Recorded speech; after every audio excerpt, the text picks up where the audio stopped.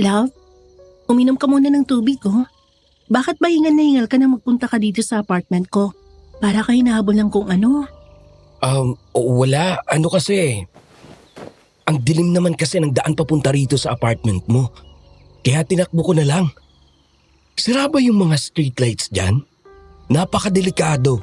Lalo na para sa inyong mga babae. Paano na lang kung biglang may humigit sa inyo dyan? Kaya ikaw, huwag kang magpapagabi masyado ha. Kung malilate ka ng uwi galing sa gym, tawagan mo na lang ako para masundo kita. Ano ka ba? Masyado ka naman nag-aalala sa akin. Nakalimutan mo na bang instructor ako ng martial arts? Sa tingin mo ba may magtatangkang hamunin ako? Aba kahit na. Babae ka pa rin kaya? Teka, dito ka nga sa tabi ko. Naisip ko lang, total, ilang taon na rin naman tayo. Bakit hindi mo kaya ako ipakilala sa pamilya mo? Mas maganda kasi kapag alam nilang may nobyo ka, di ba? Para naman masasamahan na kita palagi, kahit saan ka magpunta. Hindi ganun kadali yun. Hindi sa ayokong ipakilala ka, kaso hindi kasi naging maganda yung relasyon ko sa pamilya ko eh. Naiintindihan mo naman ako, di ba? Pasensya ka na ha. May mabigat na dahilan ako kung bakit hindi pa kita kaya ipakilala. May mga bagay kasi ako ang hindi masabi sa iyo at sigurado ako mahihirapan kang paniwalaan yung mga yun. Katulad na lang ng tunay kong pagkatao. Ha? Teka nga, hindi kita maintindihan eh. Tunay na pagkatao? Ilang taon na tayong magkarelasyon, love. Sa ganda mong yan, huwag mong sabihin sa akin isa ka palang Diyosa. Biro lang. Pero sige, kung hindi ka pa talaga handa, nire-respeto ko yon bilang nobyo mo. Ayoko naman pilitin ka sa bagay na hindi mo gusto.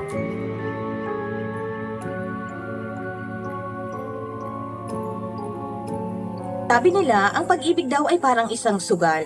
Tataya ka, kahit walang kasiguraduhan kung mananalo ka o uuwing talunan. At para sa akin, magmula nang tumagal yung pagsasama namin ng nobya ko, ay nawala yung paniniwala ko na yung love ay parang isang pelikula na laging may happy ending sa dulo. Habang tumatagal kasi, ay natutunan ko na ang tunay na pag-ibig ay hindi laging masaya. Hindi to puro kilig lang, dahil dadating din sa puntong susubukin ka kung hanggang saan nga ba ang pag-ibig nyo para sa isa't isa. O kung hanggang saan mo siya kayang ibigin at tanggapin sa kabila ng mga matutuklasan mo tungkol sa kanya. Ako si Rico, Miss Neri. Matagal na po akong listener sa channel nyo. And I was amazed sa mga kwentong napapakinggan ko rito. Kaya naisip ko na i-share na rin ang kwentong sigurado akong magugustuhan nyo, na siyang experience ko mismo kasama ang nobya at tropa ko. Pero bago po simulan ng kwento, may gusto po sana akong itanong sa mga nakikinig ngayon na kapwa listeners ko rin. Ito ang tanong ko. Paano kung may malaman ka sa karelasyon mong hindi mo inaasahan? Mananatili ka ba sa tabi niya? O mas pipiliin mong lumayo na lang? Comment your answers below, babasahin ko yan kung sakaling mapiling ipalabas ang kwento ko. Simulan na natin ang kwento.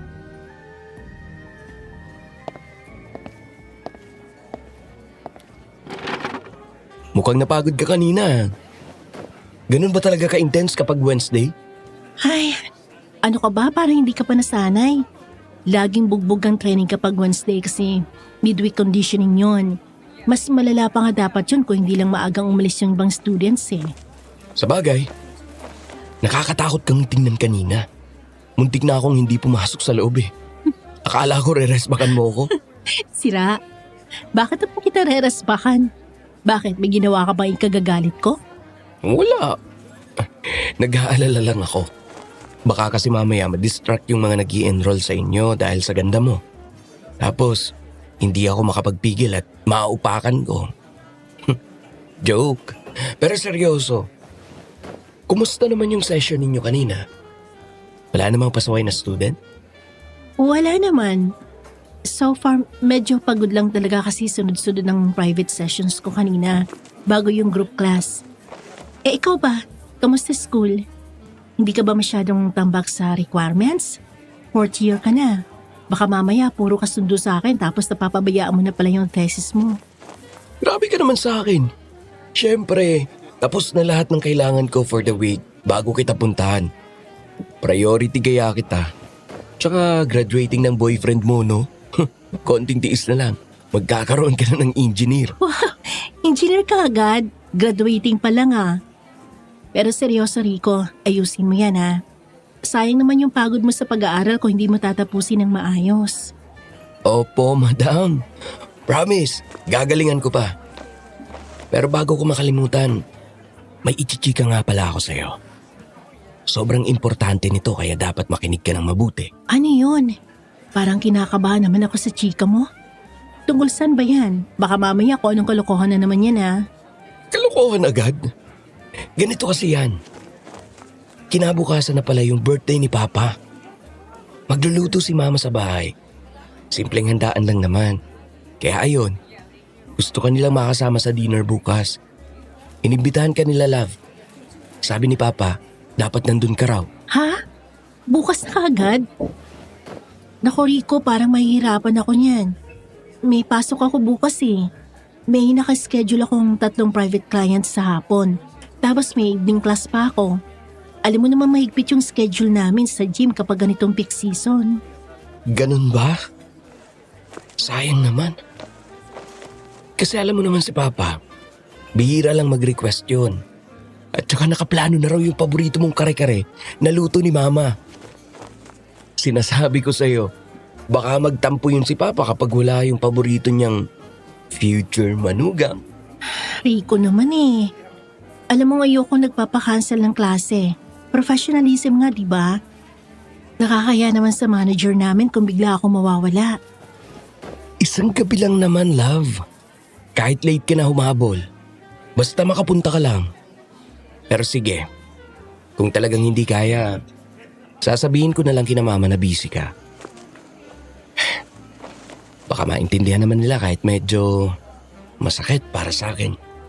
Ay nako Rico, wag mo akong daanin sa ganyang tingin ha. Alam mo namang mahina ako kapag ganyan ka eh. Sige na nga. Susubukan ko magpaalam sa head coach namin bukas ang umaga. Pagdadahilan na lang ako na may family emergency. Talaga? Yes! Sabi na nga ba eh, hindi mo ako matitiis eh. I love you, love. I love you ko dyan. Siguraduhin mo lang na hindi ako mapapagalitan ni coach ha. Kundi sa'yo ko gagawin lahat ng drills na ituturo ko dapat bukas. Seryoso ako Rico. Pagagapangit kita sa oval. Grabe naman to. Akala mo naman sasaktan ako. Sa tingin mo pa lang sa akin. Alam ko namang tunaw ka na. Bakit ba kasi ang tapang mo sa ring? Pero pagdating sa akin, ang lambot mo.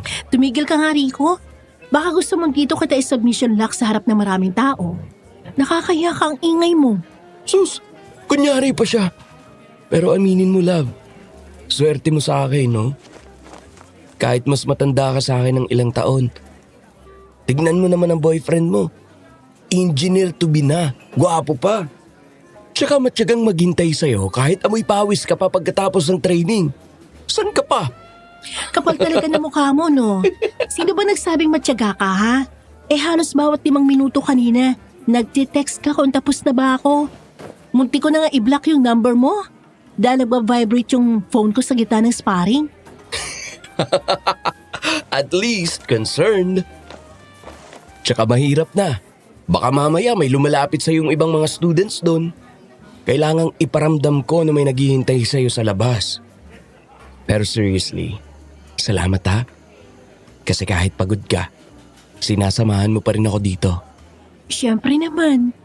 Ito lang naman yung oras na nakakapag-usap tayo ng maayos na walang iniisip na trabaho o akads. May quality time tayo, tsaka miss na rin kita eh. Talaga? Di kung ganun, pwede ako matulog sa apartment mo ngayong araw? Tumigil ka Rico ha. Doon ka sa bahay niyo at baka sa akin ka hanapin ng magulang mo, mag-alala pa sa'yo. Love, nga pala, pag nandun na tayo kay na Papa bukas, huwag mo silang takutin ha. Alam mo naman si Papa, mahilig magtanong yun tungkol sa future natin. Baka mamaya ma-pressure ka, tapos bigla mo siyang ayain mag-sparring. Depende sa itatanong niya. Kung itatanong niya kung kailan ka ba talaga gagraduate ng maayos, makakampihan ko pa siya. Alam mo, love, hindi ko talaga alam kung ano gagawin ko kung hindi kita nakilala. Baka hanggang ngayon, tambay pa rin ako at walang direksyon sa buhay. Napunta na sa drama yung usapan ha. Basta mag-aral ka na lang ng mabuti, Rico. Yun lang naman ang gusto ko para sa'yo. Ayoko umasa ka lang sa kung ano meron tayo ngayon. Gusto ko, may maabot ka rin balang araw. Iyong may kaya kang ipagmalaki dahil pinagsikapan mo. Oh, ayan na. Wait lang ha. Kukunin ko lang yung order natin. Huwag kang aalis. Diyan ka lang. Ilagay mo yung bag mo dito sa upuan ko. Baka mamaya ay may pumalit pa sa pwesto ko. Loko talaga.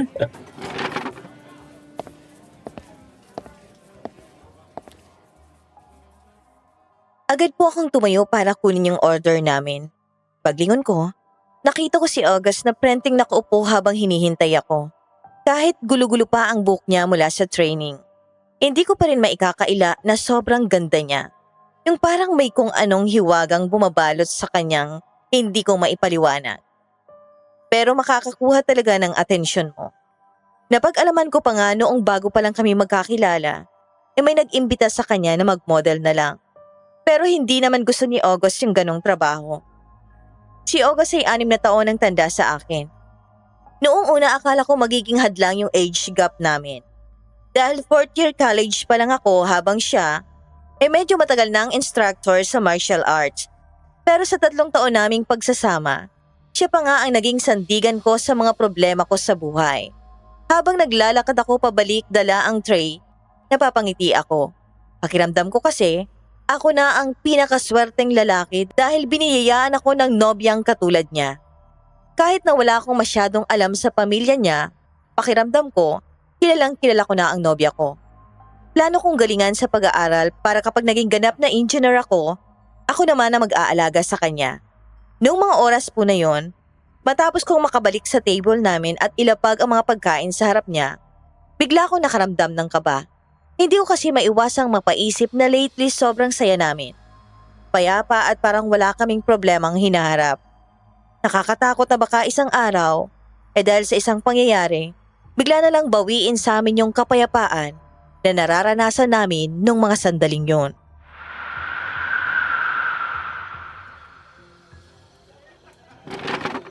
Love, dahan-dahan sa pag-upo. Pasensya ka na talaga at hindi kita nasundo sa kanto. Si Papa kasi, ayaw akong paalisin kanina. Hanggat hindi natatapos yung pagsasabit ng banner sa labas. Kanina pa ako pabalik-balik sa gate. Akala ko tuloy nagdampo ka na kaya napaback out ka. Ano ka ba, Rico? Sabi ko naman sa'yo, ayos lang.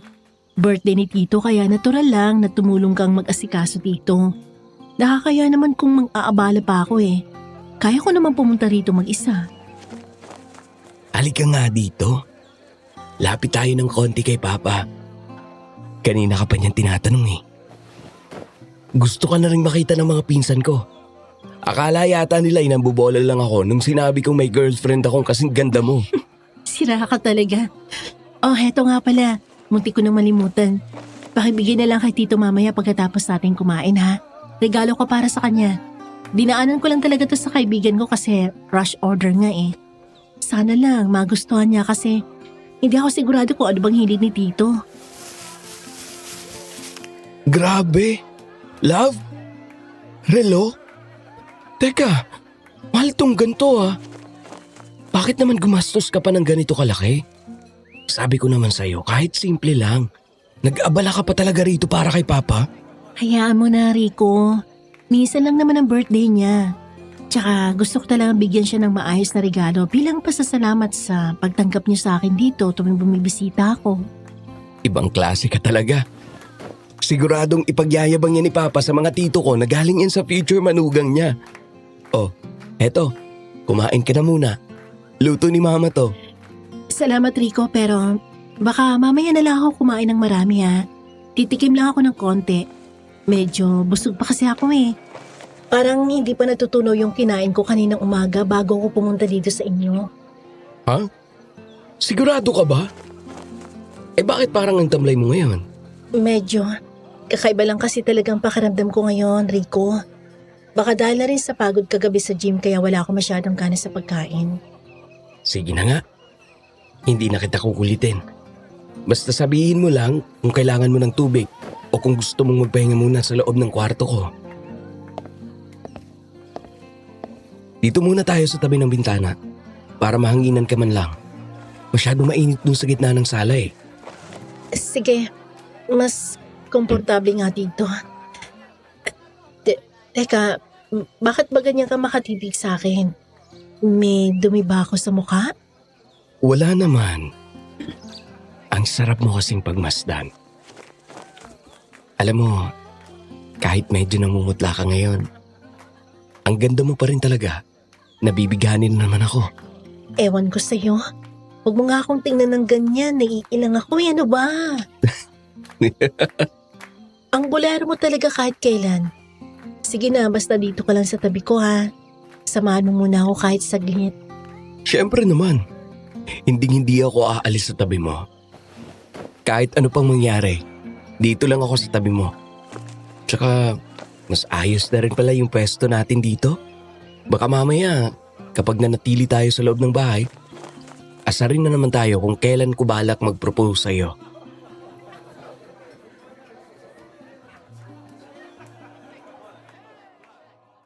Habang pinagmamasdan ko po noon ang nobya ko, hindi ko mapigilang mapangiti.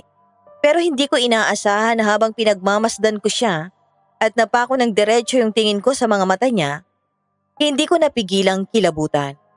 Nanlamig agad yung katawan ko at hindi agad ako nakagalaw sa pwesto ko nang may makita ako sa mata niya. Pero nang matauhan ako, taranta po agad akong napatayo sa kinauupuan ko. Hindi talaga ako makapaniwala sa nakita ko. Pinilit kong ibalik ang sarili ko sa realidad at pilit kong itinatago ang kaba na unti-unting namumuo sa akin. Lalo na't nagtataka si August sa naging reaksyon ko sa kanya noong mga sandaling yon. Nung makita ko po kasi ng malinaw yung mata ng nobya ko, nakita kong nakabaliktad yung refleksyon ko doon. Kinusot-kusot ko pa yung mata ko at baka namamalikmata lang ako. Pero nanatiling nakatatak sa utak ko yung nakita ko at sigurado po ako doon. Hindi ko lang kasi isang beses napansin sa kanya yon. Pero ayokong manatiling takot. Kaya binaliwala ko na lang. Mabuti na lang din po na nung mga oras na yon habang hindi ko alam kung paano ako makakabawi, bigla kaming tinawag ni Papa. Nag-aaya kasi silang uminom kami at magsaya. Gusto ko pa nga sanang tumanggi pero nag-insist si August na minsan lang naman daw yon. Kaya wala na akong nagawa pa. Mas ayos na rin kasi to para mahimasmasan ako sa nakita ko, lalo na at ayoko namang manatili yon sa isip ko.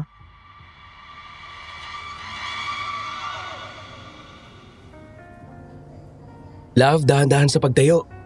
Mukhang napadami yata yung tagay mo kanina. Sabi ko naman sa'yo huwag kang iinom masyado. Pwede ka namang tumanggi kila Papa. Hindi naman sila mamimilit kung sinabi mong hindi mo na kaya. Ayos na ako, love. Minsan lang naman to. Birthday naman ni Tito kaya di pwedeng di ako makasama. Medyo nahihilo lang ako pero kaya ko pa naman maglakad eh. Sigurado ka? O baka gusto mong dito ka na lang muna matulog sa kwarto ko? Handa na yung higaan doon. Sinabihan ko na rin naman si Mama na baka abutan ka na ng antok dito dahil sa nainom mo. Hindi pwede, Rico. Kailangan ko umuwi sa apartment ko. Alam mo namang walang tao dun ngayon, mahirap na. Baka mamaya kung ano pang mangyari kung iiwanan kong bakante yun ng magdamag. Pero gabi na masyado. Tsaka nakainom ka rin. Hindi ako papayag na mag-isa kang uuwi. Sige na, sasamahan na lang kita doon. Magpapaalam lang ako kina Papa na doon muna ako sa apartment mo magpapalipas ng gabi para mabantayan kita. Masyado ko naman nag-aalala eh. Pero sige, kung yan ang gusto mo. Sabay na tayo sa kuya mo, diba? Sabi niya, dadaan din naman siya malapit sa apartment ko pauwi sa condo niya. Oo, sakto nga. Hihintayin lang natin siyang matapos magligpit ng gamit niya. Tapos diretso na tayo. Sige na, sandig ka muna dito sa balikat ko. habang naghihintay tayo. Salamat ko ha. Ang bigat lang talaga ng pakiramdam ko ngayon eh. Parang gusto ko na lang humiga at huwag nang gumalaw. Malapit na tayo. Konting tiis na lang.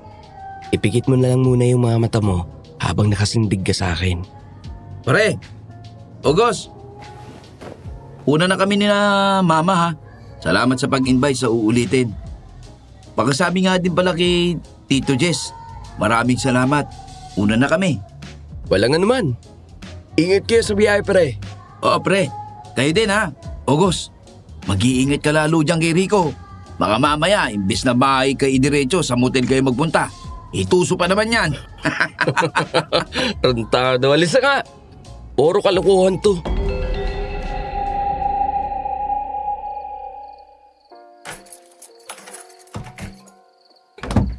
Oh, dahan-dahan. Higa ka na muna dito sa kama.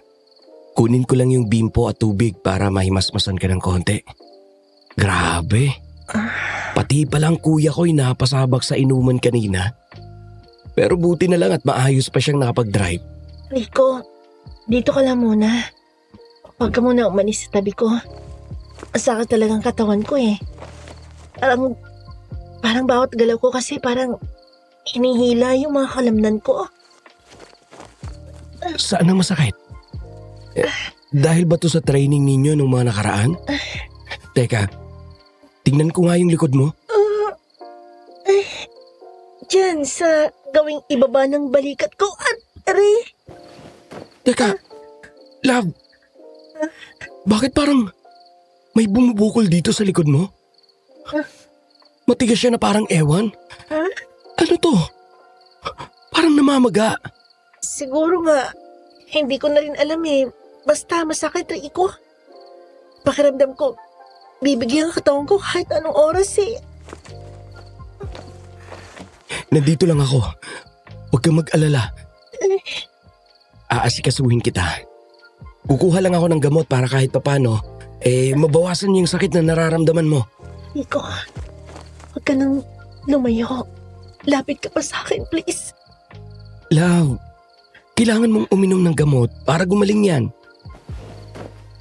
Bakit ba parang ang hina-hina ng boses mo? Masama na ba talagang pakiramdam mo? Ayoko ng gamot. Gusto ko lang na nandito ka. Ang init ng katawan mo. Yun lang ang kailangan ko ngayon. Love, nakainom lang tayo. Baka kung ano nang iniisip mo.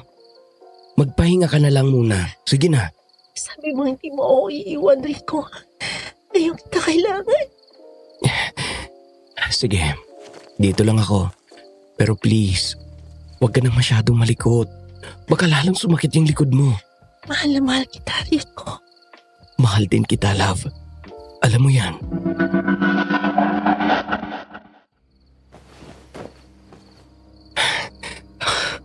Ayos ko na ba, love? Medyo kumalma na ba yung sakit ng katawan mo? Pasensya ka na. Hindi ko din napigilan yung sarili ko. Lalo na't wala naman tayong nagamit na protection kanina. Nakakakabalan din. Baka kasi alam mo na. Teka, Rico. Anong oras na? Mag-aalas 12 na yata. Bakit? Anong meron? Umalis ka na muna, Rico. Umuwi ka na sa inyo ngayon, ha? Ha? Bakit naman? Sabi mo kanina bantayin kita. Ngayon naman ay pinapaalis mo ako kaagad. May nagawa ba akong mali? Hindi mo maragustuhan yung nangyari sa atin? Wala. Wala kang nagawang mali. Hindi sa hindi ko nagustuhan. Basta kailangan mo nang umalis. Masama pakiramdam ko at gusto ko lang mapag-isa. Sige na, Rico, please lang. Pero gabi na masyado, love. Nag-aalala ako sa'yo. Hayaan mo muna ako dito hanggang bukas ng umaga para masigurado kung okay ka na talaga. Sabi nang umalis ka na eh. Lumabas ka na sa apartment ko bago pa ako mawala sa sarili ko. Sige. Aalis na ako. Huwag ka na magalit. Kung yan ang gusto mo, susunod ako. Mag-ingat ka dito, ha? Tatawagan kita pagdating ko sa bahay. Isara mo pinto paglabas mo. Ano bang nangyari doon? Parang kanina lang eh. Ayaw niyang lumayo ako. Tapos biglang naging ibang bigla yung mood niya.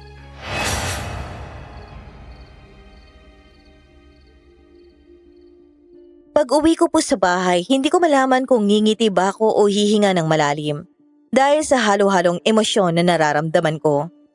Masaya po ako dahil may nangyari sa amin ng nobya ko. Kahit na may bahay din ng pag-aalala dahil wala akong nagamit na proteksyon ng mga sandaling yun. Pero sa kabilang banda po, hindi umaalis sa isip ko yung biglang pagbabago ng mood niya.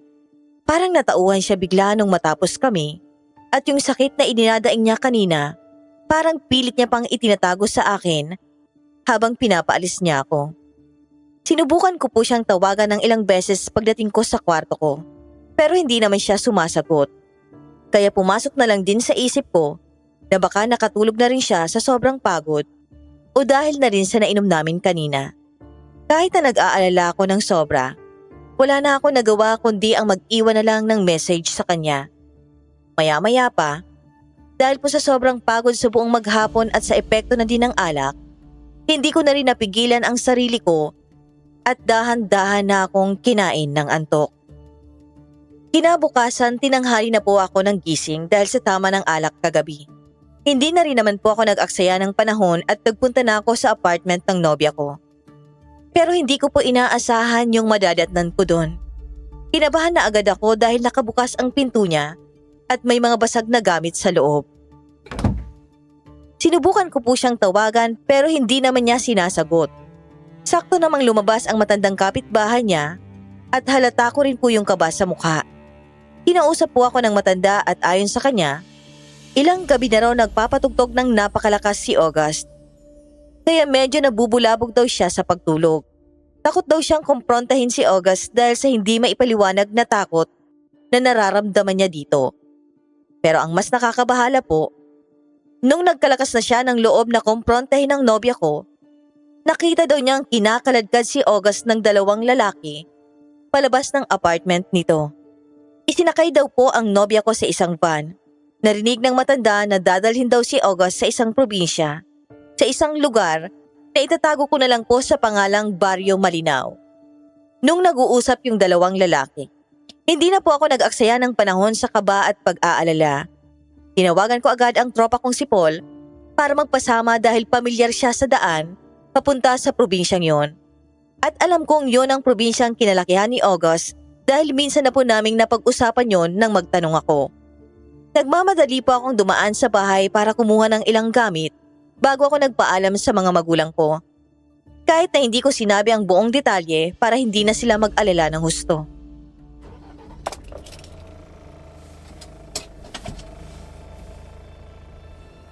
Paul, pwede bang bilisan mo ng konti? Baka kung ano nang ginagawa nila kay August doon. Are, mabilis na to. Ano ba kasi sa tingin mo yung nangyari? Baka naman pamilya niya lang talaga yun. At kailangan lang siyang iuwi. Sa tingin mo ba, normal na kalad ka rin ng tao pasakay ng van ng madaling araw? Tsaka palaging sinasagot ng nobya ko yung tawag ko tuwing umaga. Nareceive niya na yung text ko kagabi. Eh may mali dito pre. Chill ka lang. Alam ko namang seryoso ka sa kanya eh. Pero baka man masyado ka lang naman nag-o-overthink pare. Baka naman nag-aaway lang sila ng mga kamag-anak niya.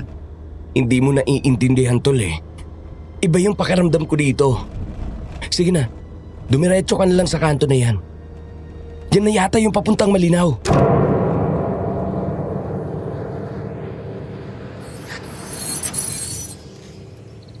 Excuse me, miss? Itatanong ko lang sana kung pamilyar ka dito sa baryo. Hindi kasi kami sigurado ng kaibigan ko kung tama ba yung daan namin papunta doon. Dito ako nakatira. Malayo pang lalakarin niyo kung doon ang punta niyo.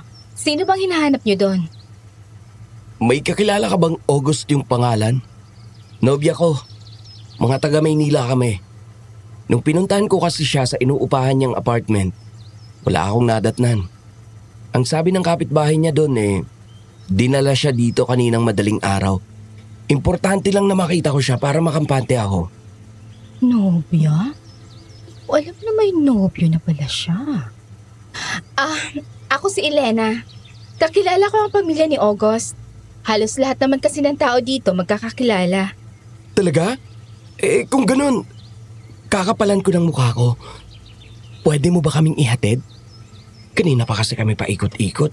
Hindi namin mahanap ang eksaktong daan. Oo naman. Bakit naman hindi? Pero iwan nyo na lang sasakyan nyo dito sa kakilala ko. Hindi kakayanin ng ganyang sasakyan ang daan papasok sa amin. Masyadong malubak at masikip ang daan papunta doon. Sige. Ayos na pala eh. May tour guide na tayo. Maganda pa. Elena, di ba? Ako nga pala si Paul. Si Rico naman to. Salamat ha. Mabuti na lang at nakita ka namin.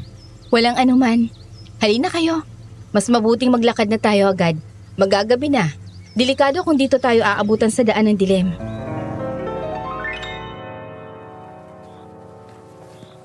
Ang sangsang naman ng amoy ng hangin dito. Saka mukhang mailap yung mga tao dito. Hindi ba talaga sila nalabas ng ganitong oras? Nakatingin lang sila sa atin mula sa loob. Ang weird ng mga tao dito, Elena. Ganyan lang talaga sila kapag may mga dayo. Saka baka nasanay lang kayo sa Maynila. Huwag nyo na lang silang pansinin. Rico, magdahan-dahan ka lang sa pagkakabang, baka matisod ka eh. Salamat, Elena. Sigurado ka bang malapit na tayo? Parang kanina pa tayo naglalakad, pero wala naman dito sa mga kabahayan na to yung nobya ko. Malapit na tayo, huwag kang mag-alala. Hindi ko kayo ililigaw. Sa katunayan, natutuwa nga ako na nandito kayo. Bihira ang mga lalaking katulad mo na handang magbiyahe ng malayo para lang sa mahal niya. Uy, Elena. Ako din naman eh. Nag-drive ng malayo ha. Wala bang pogi points yun? Ayun na pala. Yung lumang bahay na yon. Diyan nila dinala si August. Medyo malayo nga pala to at mas liblib kesa sa ibang kabahayan dito. Ang matandang nakatira kasi dyan, iyon yung tinuturing namin bilang pinuno kaya dapat lang na sa pamamagitan nito ay mabigyan pa din namin siya ng paggalang.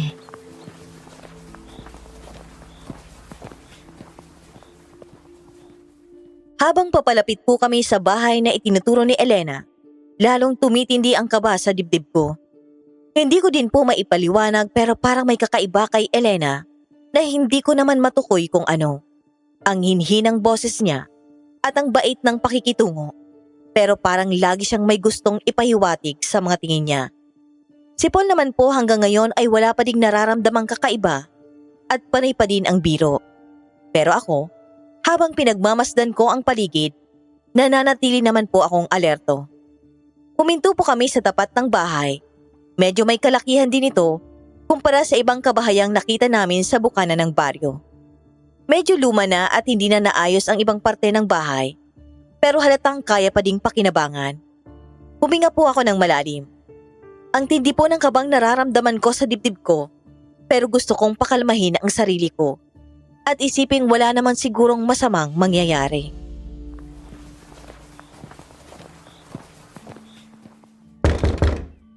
Lola? Lola Agueda? May mga panauhin po tayo mula sa Maynila. Sino ba yan, Elena? Bakit nagdadala ka ng mga tagalabas dito sa pamamahay natin? Alam mong hindi tayo basta-basta tumatanggap ng mga hindi taga rito. Lola, hinahanap po nila si August. Ang isa po sa kanila ay nobyo niya, si Rico. Pareho pong mga taga Maynila. Magandang hapon po. Lola Agueda po, tama? Pasensya na po sa istorbo. Ako po si Rico, nobyo ni August. Nag-alala lang po talaga ako kaya kami napasugod dito sa inyo. Ay, ganun ba? O siya, pumasok muna kayo dito sa loob ng bahay. Hali kayo. Maupo muna kayo dito sa silya. Elena, kumuha ka ng tubig para sa mga bisita natin. Mukhang napagod sila sa biyahe.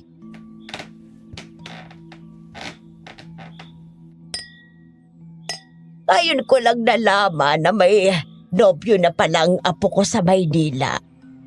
Kaano na ba kayo katagal na magkakilala? Mukhang malalim ang pinagsamahan nyo para sundan nyo siya hanggang dito kahit napakalayo. 3 taon na po kami magkarelasyon, Lola. Maayos naman po lahat. Kaya lang po, nabigla ako sa nabalitaan ko nung magpunta ako sa apartment niya. Nag-aalala lang po talaga ako sa nobya ko. Ganun ba? Huwag kayong mag-alala, iho. ligtas siya dito sa amin. Alam mo naman na siguro na dito siya lumaki bago siya nagpunta sa Maynila. Naikwento niya ba sa'yo? Mabuti nga't nakita niyo tong si Elena. Pinsan siya ni August, kaya siguradong hindi kayo maliligaw. Ah, magpinsan po pala sila? Ang akala namin kanina kakilala lang talaga siya ng pamilya ninyo. Pinsan ni August si Elena sa ina. Pero hindi na ako magkukwento pa ng mga nangyari tungkol sa pamilya namin noon. Ay, mukhang mabait naman pala tong lola niya. Akala ko masungit Tapos tingnan mo yung mga gamit sa paligid. Ang daming nakakatakot na nakadisplay. Saka ano ba yung amoy na yun? Hanggang dito ba naman ang sangsang pa din? Parang hindi naman sila naglilinis ng bahay dito. Paul, manahimik ka muna, pwede ba? Mahiya ka naman, pre. Lola, matanong ko lang po sana. Nasaan po si August? Nasa kabilang bahay. Binabantayan ng kanyang ina. Naging lumpo na kasi mula nang umalis siyang si August sa pamamahay namin Alam niyo kasi, matagal na ding ulila sa amay ang apo ko. Matagal na silang iniwan ng ama niya simula nang sumama ito sa ibang babae. Po? Pero hindi naman po yun yung pagkakaalam ko. Hindi naman yan yung sinabi sa akin ng nobya ko. Rico, ano ginagawa niyo dito? Bakit nagpunta pa kayo rito? Love! Salamat naman at nakita na kita. Bigla kang nawala. Akala ko kung ano nang nangyari sa'yo. Kanina pa ako hindi mapakali sa pag-aalala sa'yo Mabuti naman at mukhang maayos ang lagay mo. Hindi na dapat kayo pumunta dito. Bakit hindi ka nalang manatili sa Maynila? Rico, pakiusap. Umalis na kayo habang maaga pa. Teka love, bakit ba minamadali mo kaming paalisin? Kadarating lang namin Tapos ganyan ang sasalubong mo sa amin? Gusto ko lang malaman kung bakit ka dinala dito nang ganun na lang. Nag-aalala tuloy ako ng sobra. Huwag na natin pag-usapan yon. Paul, sige na. Tumayo ka na dyan. Umalis na kayo dito. Bakit ba kasing tigas ng ulo mo, Rico?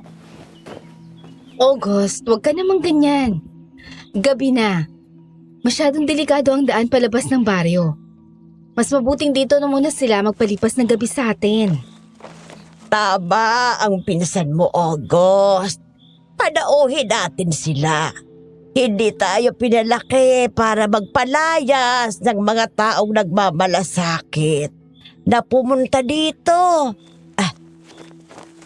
Rico, iho, manatili muna kayo dito at magpahinga. Dito na muna kami, August. Hindi ka naman siguro magagalit. Diba? Tsaka, napakaganda pala talaga ng pamilya nyo, no? Sige. Pero Rico, pakiusap lang ha. Sumunod kayo palagi sa sasabihin ko. Naiintindihan niyo ba? Kayo, Elena, siguraduhin niyo lang na hindi niyo sila gagalawin. Binabalaan ko kayo. Tandaan niyo na ako lang ang kailangan niyo. Parang sobrang sama naman ang tingin mo sa amin. Hangad lang namin ang ikabubuti nila, kaya huwag kang mag-alala.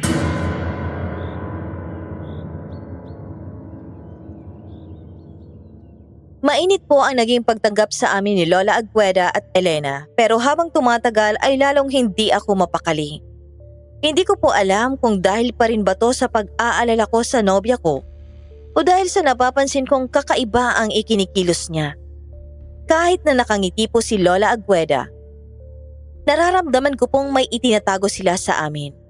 Pakiramdam ko po, noong mga oras na yon, may hindi din magandang mangyayari. Kaso ayoko naman pong tanggihan yung alok nila. Lalo na't mukhang delikado na nga sa labas ng ganitong oras. Mahirap na ding bumiyahe. Inalok pa po kaming kumain ni Lola Agueda nung gabing yun. At saluhan sila sa pagkaing medyo hindi nga din namin nagustuhan ang itsura. Hindi naman po kami maselan pero hindi ko talaga kayang matiis kainin yung nakahain sa mesa. Tumanggi na lang po kami at sinabing hindi pa natunawan sa pagkaing kinain namin bago magpunta sa baryo nila. Kitang-kita ko po ang pangamba sa mga mata ng nobya ko. Pero hindi ko na po nagawang magtanong. Hanggang sa inihatid niya po kami sa kwarto at bago umalis ay binalaan niya po kami na bawal kaming lumabas hanggat hindi siya nakakabalik. Kakaiba po talaga yung pakiramdam ko ng mga oras na yon. Alam kong may mali pero hindi ko lang matukoy kung ano.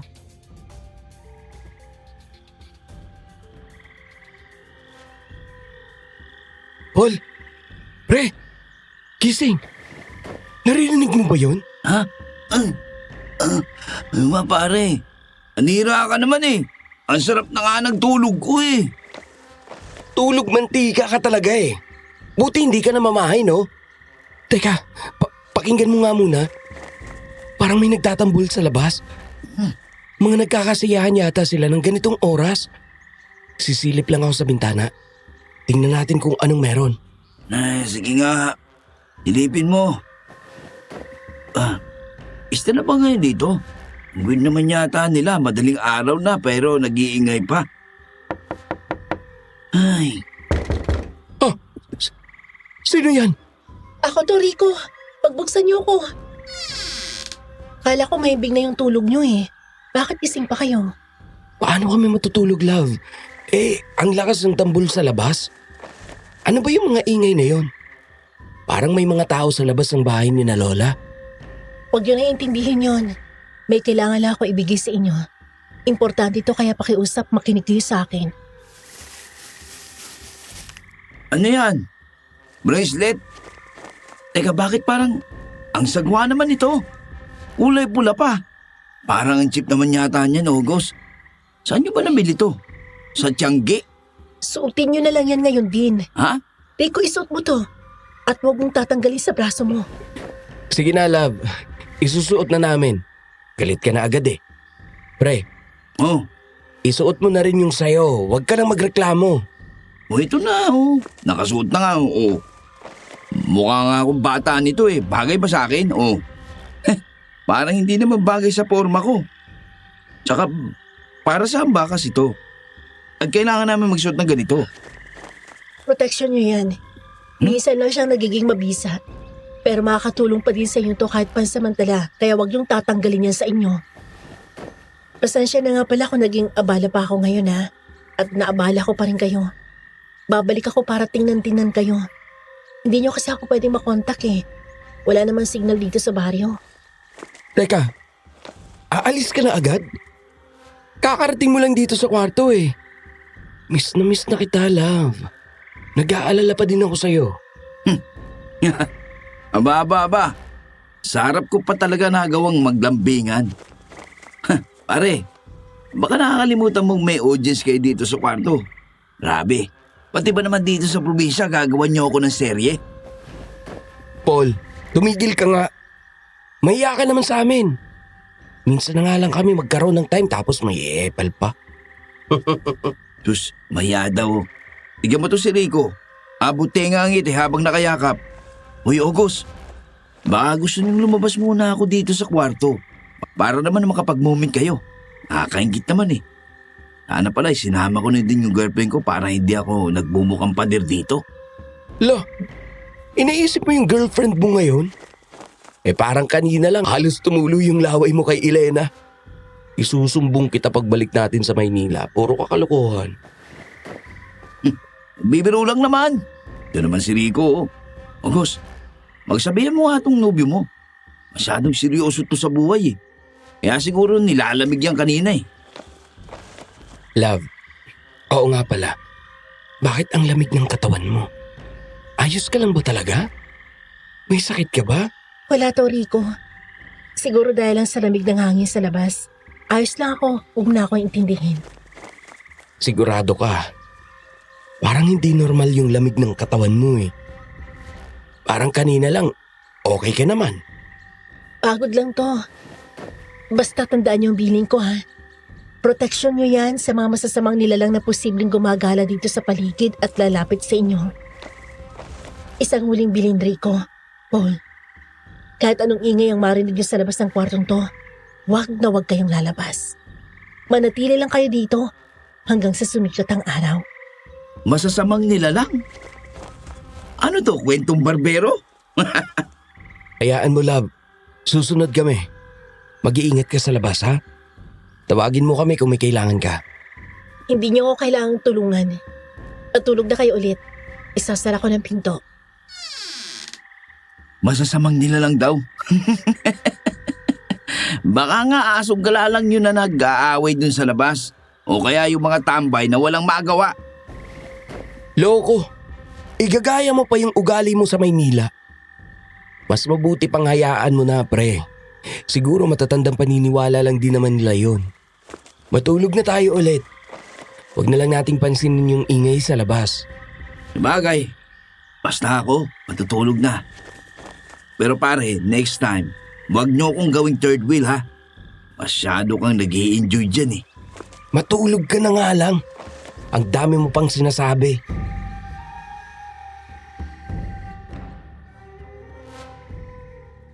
Nakatulog po kaming muli ni Paul nung gabing yon. Pero hindi po naging mahimbing ang pahinga ko. Hindi pa din po nawawala yung kaba ko kahit na nakuha ko pang matawa ng bahagya sa pang-aasar ni Paul. Hindi ko pa maalis yung kakaibang kilos ng nobya ko dito sa baryo nila. Ibang-iba kasi siya nung nasa Maynila kami. Parang wala siyang kabuhay-buhay dito. Hindi ko alam kung bakit parang nagiging praning siya at kung ano-ano ang mga sinasabi.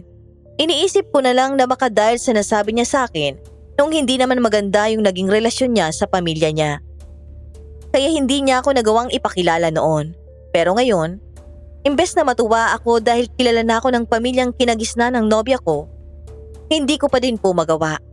May bumabagabag talaga sa akin at may namumuoding takot na hindi ko alam kung saan nagmumula.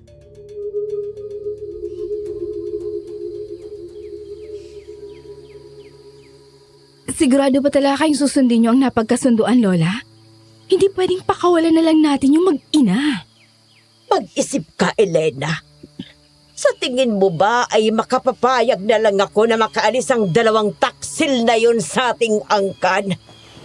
Ang laki ng kasalanan nila sa ating ninuno at lahat ng aswang sa baryong ito ay paniguradong hindi makakapayag na makaalis din sila ng buhay. Kung ganon, ano ang plano niyo? Noong una, ay balak kong patayin na lang ang mag-inang yon. Dahil hindi nga ako nagkamali sa anak ko. Ang anak ni Ines ang uulit sa kasalanan niya at muling magdadala ng perwisyo sa lahi natin. Pero dahil may pakinabang pa sila at ang dugo ng anak niyang magiging daan para mas lumakas tayo, makikipaglaro muna ako. Kung yan ang desisyon niyo, handa akong maglingkod ng tapat. Lalo na at hindi pa din ako matahimik dahil hindi ko pa nakukuha ang hustisyang matagal ko nang nais. Pinatay ni Ines ang magulang ko nung magtangka silang tumakas ng kabiyak niya. Hinding-hindi ko sila mapapatawad. Pero ang 2 mortal nating bihag. Lola, anong plano niyo sa kanila? Sila ang gagawin nating handa sa nalalapit na piyesta. Magandang umaga po, Lola Agueda, Elena. Mauna na akong aalis. Papunta lang ako sa likod bahay. Elena, pakainin mo na sila ng agahan. Gising na pala kayo. Halik kayo dito sa kusina. Nakahanda na ang agahan nyo. Nagluto ako ng itlog. Pasensya na pala kayo kung ito lang yung pagkain hinain ko. Kung gusto nyo, pwede ko kayong ipagluto ng karne. Specialty ko magluto nun. Nako, Elena. Siyempre naman, pwede naman kaming mag-antay. Hindi na, Elena. Ayos na to. Mag-aabala ka pa. Nakakahiya na talaga. Nakitulog na nga kami tapos pinagluto mo pa. Ano ba kayo? Wala yon. Masaya nga ako na may pinagsisilbihan ako dito sa bahay. Minsan lang kasi kami magkaroon ng mga panauhin dito sa baryo. At biniyayaan pa ng magandang mukha. Lalo ka na, Rico. Sorry. Nasamid ako sa sarili kong laway. Maupo na kayo. Rico, dito ka na sa tabi ko. Para madali kitang maabutan ng pagkain. Hindi na. Dito na ako sa tabi ni Paul. Kaya ko naman, Elena. Mabuti pa at sabayan mo na lang kami sa pagkain. Total, ikaw naman yung nagluto nito. Si August ba kumain na? Hindi ako kumakain yan eh. Nakabusog pa kasi ako. Yung nobya mo kasama ni Lola Agueda. May pinag-uusapan lang sila. Alokin mo na lang siya mamaya. Kain lang ng kain pare. Mababa pang biyahe natin pabalik sa Maynila mamaya. Hinay-hinay lang sa pagkain, Paul, Rico. Heto uminom ka muna ng malamig na tubig. Mukhang kailangan mo yan para mahimasmasan ka. Parang tulog pa yung diwa mo eh. Salamat, Elena. Teka. Dahan-dahan lang kasi sa pagkain. Eto, uminom ka pa. Ayos ka lang ba? Sabihin mo lang kung may kailangan ka. Ayos na ako, Elena. Salamat. Mukhang busog na rin ako. Parang ang dami ko na yatang nakain eh. Sus, busog agad?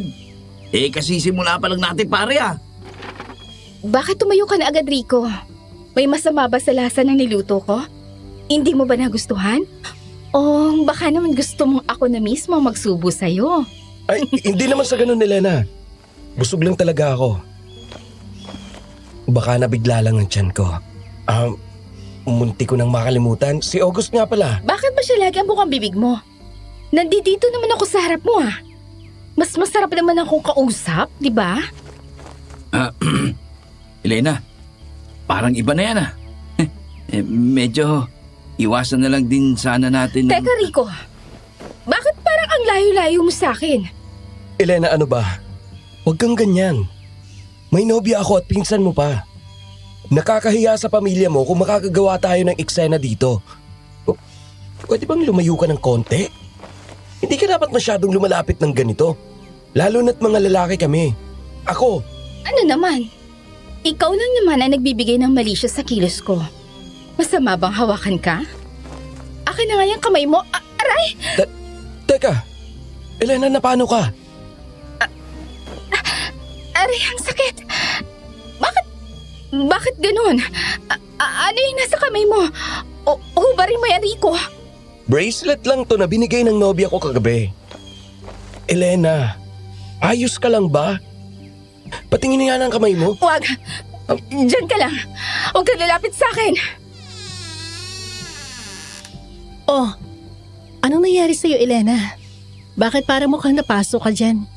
Masyado bang napasarap yung hawak mo sa nobyo ko kaya ka nagkakaganyan? Wala kang pakialam. Ikaw, sinadya mo to.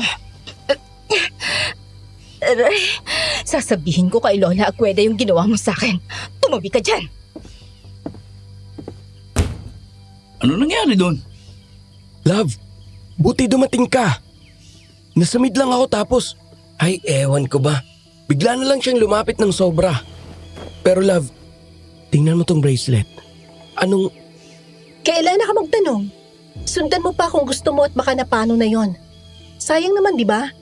Mukhang nag-i-enjoy ka na sa pag-aasikaso niya sa'yo eh. love naman. Mali ang iniisip mo. Lumalayo po ako. Tsaka wala talagang nangyayari. Kahit itanong mo pa dito kay Paul. Nabigla lang ako nung hawakan niya yung kamay ko. Biglang umusok yung balat niya. Parang napaso siya dito sa bracelet na binigay mo. Oo nga. Parang nag-aapoy yung bracelet nung madikitan si Elena. Umusok pa nga eh. Pero wait. Nagsiselos ka ba? Selos yan. Haba ng buhok mo, pre. Si August naman, nagpapanggap pang matapang eh. Mukhang gigil naman kay Elena kanina. Buti na lang talaga. Hindi nakamamatay yung selos ano. Tigilan mo nga ako, Paul. Kung ano-anong katarantaduhan niyang lumalabas sa bunganga mo eh. Rico, kumain na kayo ng mabilis ha. Iatid ko na kayo sa kanto kung nasa ng sasakyan niyo. Kailangan niyo na umalis dito. Hindi ka pa ba sasama sa amin? Akala ko pa naman magkakasabay tayong babalik sa Maynila ngayon. Hindi pa ako pwedeng sumama. May kailangan pa ako asikasuhin dito sa baryo. Pero pangako, susunod ako pagkatapos ng lahat ng kailangan kong gawin dito. Sige na, bilisan niyo na dyan.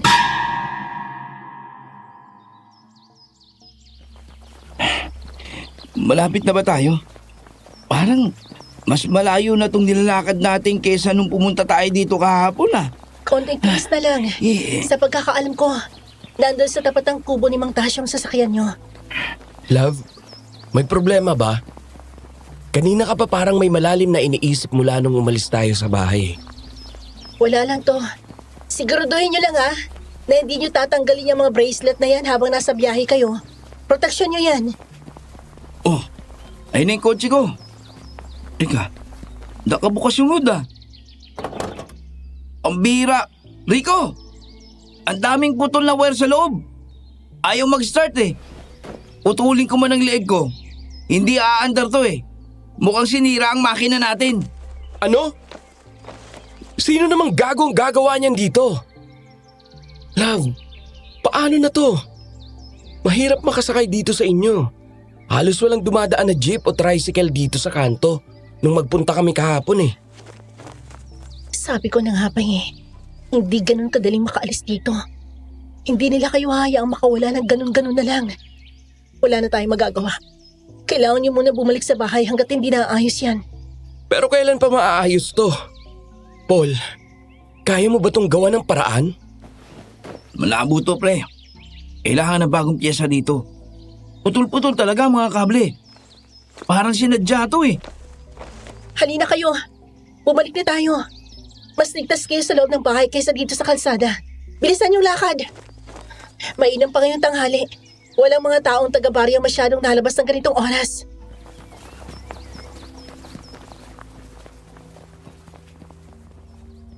Nagising po kami ni Paul na puno ng pag-asa na makakaalis na sa Baryo Malinaw. Pero parang hindi po sang-ayon sa amin ang panahon. Wala po kaming nagawa kundi bumalik na lang sa bahay ni na Lola Agueda. Habang naglalakad po kami pabalik, napansin ko pong sobrang tahimik ni August. At parang may malalim na iniisip habang patingin-tingin sa paligid. Ramdam ko po ang matinding pangamba niya at kasabay nito ay ang takot na namumuo sa loob ko. Alam ko pong may mali sa lugar na ito at sa bawat oras na nananatili kami rito. Pero ayoko pong takutin na lang lalo ang sarili ko.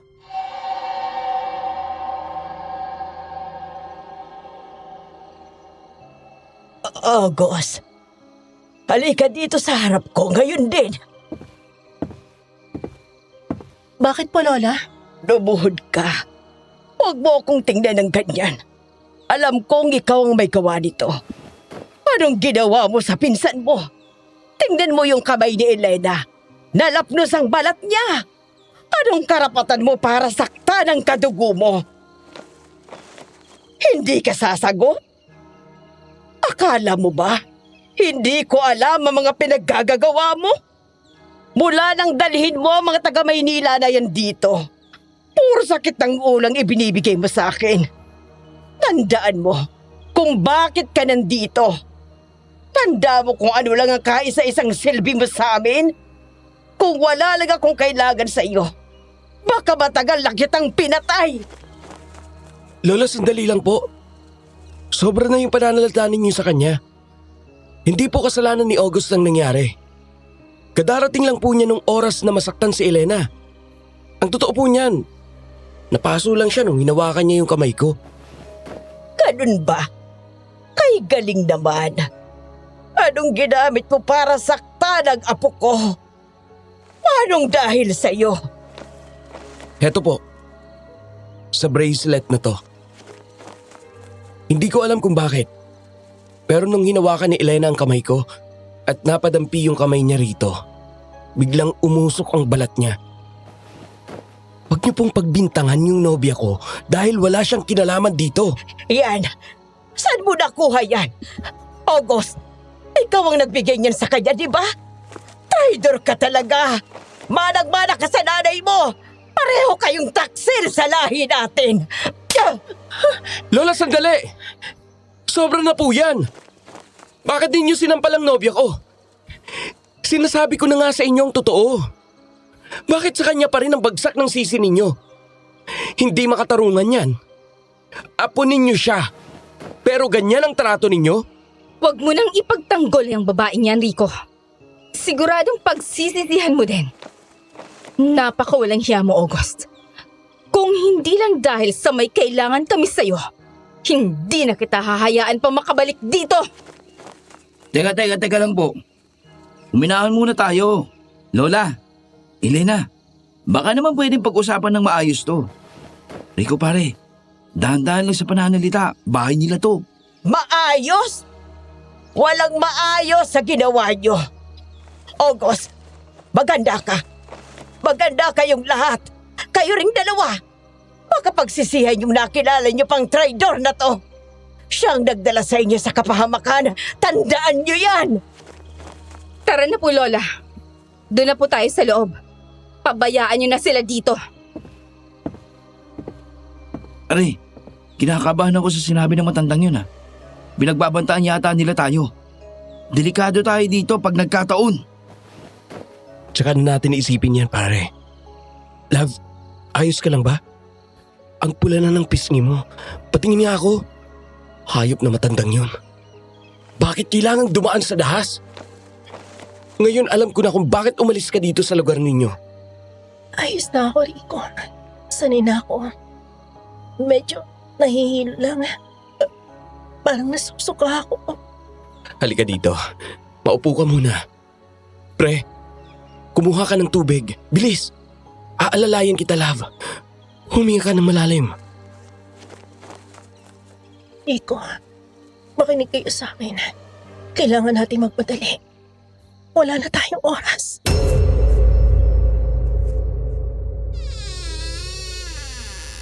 Rico, Paul, lumapit kayo dito. Ayoko may makarinig sa atin sa labas. Maging si Elena o si Lola. Hindi nila dapat malaman na may pag-uusapan tayo. Ano ba talaga nangyayari, August? Bakit parang kailangan magtago tayo sa sarili niyong bahay? Nakakatakot na nga ang mga sinasabi ng lola mo eh. Walang hiya. Dinala pa ako na itong si Rico sa kapahamakan. Huwag na kayo magsisihan. Makinig kayo. Kapag sumapit ang ating gabi, pagbabagong lahat dito sa baryo, malalaman niyo din kung anong tinutukoy ko. Hindi niyo dapat buksan ang pinto kahit sinong tumawag. May plano na ako para makalabas kayo na ligtas dito. Pero kailangan niyo muna sumunod sa bawat sasabihin ko. Naiintindihan niyo? Oo. Pero anong panganib bang tinutukoy mo, love? Bakit hindi mo pa sabihin ang lahat sa amin? Naguguluhan ako. Hindi ko pa kayang maipaliwanag ang lahat ngayon. Basta magtiwala kayo sa akin. Heto, itago niyo tong kahon nito. Huwag yung bubuksan hanggat hindi ako nakalalabas ng kwartong to. Gamitin yung laman yan. Kapag naramdaman niyo may panganib. Ano bang laman ito? Bakit parang mabigat ah? Proteksyon niyo yan. Huh? At isa pa, para malaman niyo kung ako ang nasa labas ng pinto, maglulusot ako ng piraso ng papel.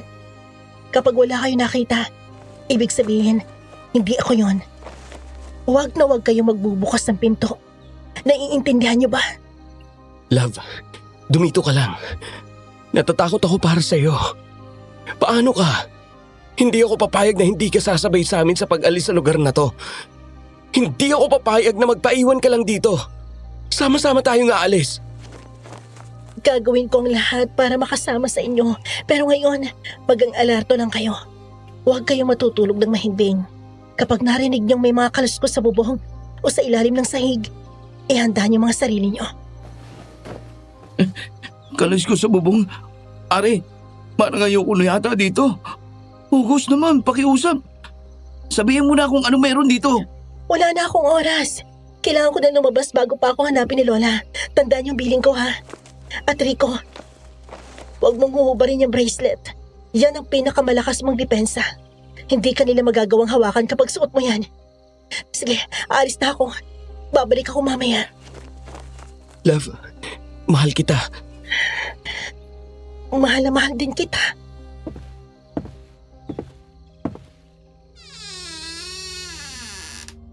Nang makaalis po ang nobya ko, hindi ko na po napigilan ang sarili ko na alamin kung ano ba talaga ang laman ng kahon na ibinigay niya. Doon na po namin naisipan ni Paul na buksan ang lalagyan na yon. Pero laking gulat po namin dahil imbes na mga karaniwang gamit, ay kakaibang mga bagay ang tumambad sa amin. 2 garapon ng asin, 2 kwintas na makinang na parang gawa sa pilak pero may matatalim na dulo. At mga tuyong palaspas kasamang isang buntot pagi. May baril din po doon. Pero laking pagtataka namin dahil wala po itong mga bala, kundi mga bote ng langis na may kakaibang amoy na hindi din naman pamilyar sa amin. Napaka-weirdo po ng mga gamit na yon at hindi po namin lubos maisip kung para saan talaga ang mga yon sa simula. Nagtitinginan na lang po kami ni Paul, puno ng pagtataka at kaba kung bakit kailangan namin ng mga kagamitang yon. May idea naman po ako kung para saan yon, pero parang ayokong paniwalaan yung naiisip ko dahil hindi naman din ganun kadali yon. Lalo na at parang sa panahon kasi noon ay talagang malabo na rin kami maka-encounter ng ganong nilalang.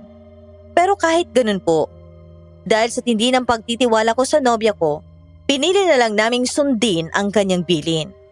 Isinuot po namin ang mga kwintas at inihanda ang bawat gamit sa paligid namin. Sa mga sandaling yon, nakakaramdam ako ng takot, lalo na't kailanman ay hindi ko pa naranasang mapunta sa ganong sitwasyon.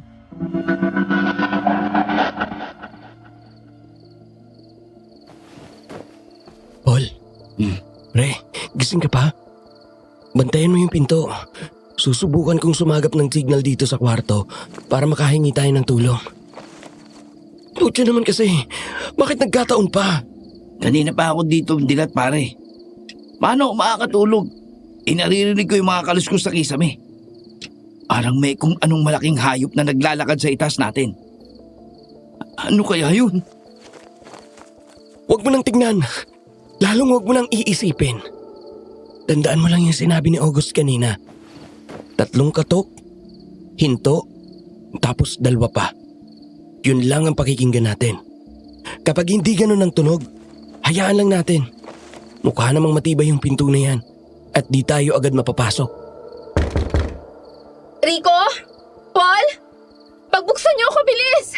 Alam kong gising pa kayo dyan. May nangyari kay Lola Agueda. Kailangan namin ng tulong niyo. Buksan niyo ang pinto, pakiusap. Pare, si Elena yan ha. Mukhang emergency. Baka na paano yung matanda? Bubuksan ko ba? Wag, Paul. Manahimik ka. Hindi yan ang usapan. Hayaan mo siyang manigas dyan. Matapos ang ginawa niya sa nobya ko, kasama ng matandang yun. Rico! Paul! Ano ba? Huwag niyo akong pag-antayin dito sa labas! Bubuksan niyo ba to o gigibain ko tong pintong to? Napakawalang hiya niyo! Pinatuloy na nga kayo dito. Ayaw niyo pang sumunod sa amin! Pagsisisihan niyo to, tandaan niyo yan! Umalis na ba siya, pre? Parang biglang tumahimik sa labas ha. Makiramdam na lang muna tayo. Rico! Love! Love, pagbuksan mo ako. Natatakot ako dito sa labas. Maraming tao sa paligid, hinahanap nila ako. Rico, pakiusap, buksan mo ng pinto. Baka maabutan nila ako dito. Pare, si August na yan ha. Boses niya yun eh. Bubuksan ko na. Kawawa naman siya eh. Baka kung anong nangyayari sa kanya. Teka, pre, parang may mali. Huwag mong bubuksan. Pero Rico, naririnig mo ba? Umiiyak nga siya eh. Si August yun. Anong hahayaan mo na lang yung mabulok dyan sa labas? Ha? Gago ka pala eh. Paul, gamitin mong utak mo. Nakalimutan mo na ba yung bilin niya sa atin? Hindi si August yung nasa labas, pre. Hindi yan yung nobya ko. Walang iya ka! Sino ka? Sabi, buksan niyo tong pinto eh! Rico! Buksan niyo to! Buksan niyo!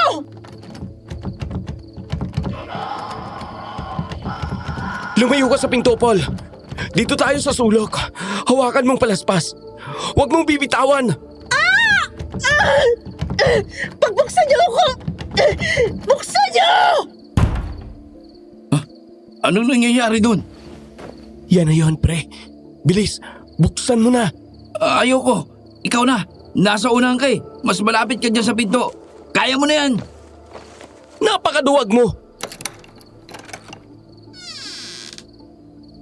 Rico! Paul, bilis! Lumabas na kayo! Huwag kayong niningon sa likod. Sumunod lang kayo sa akin kung saan ako tatakbo.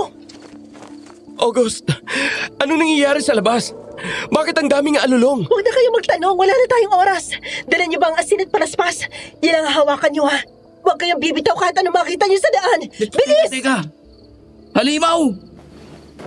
Ano itong nakabulagtaan dito? Bakit ganito? Sumunod ka na dito, Paul! Ano ba? Eto na! Halika na!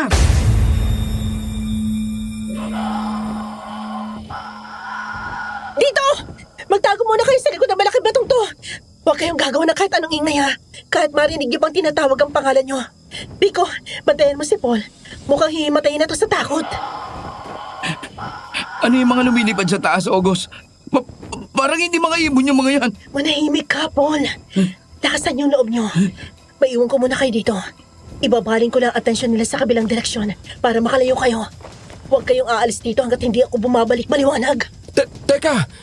Hindi ako papayag na ikaw Huwag yung... niyo akong alalahanin. Magtago kayo.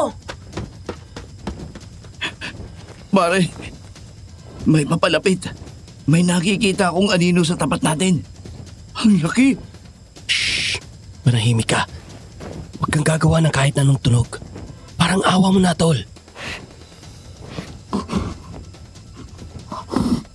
Biko, tignan mo. Ang laki ng hayop na yan. Halimaw, pare. Manahimik ka muna, tol.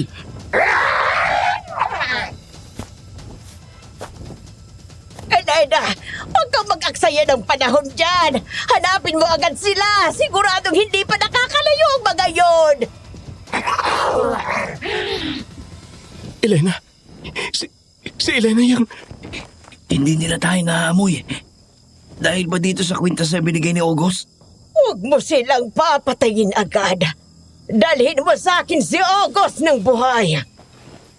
Siyang kailangan natin para makumpleto ang ritual ngayong gabi. At ang dalawang lalaking yan, kailangan natin ang laman at dugo nila bago sumikat ang araw. Huwag mong hahayaang makatakas sila! Rico, aswang sila. Lahat sila aswang. Wala na tayong takas dito. Siguradong patay na tayo dito. Kung pamilya ni August sa mga yan, kung kadugo niya sila, ibig sabihin, aswang ding ng nobya mo.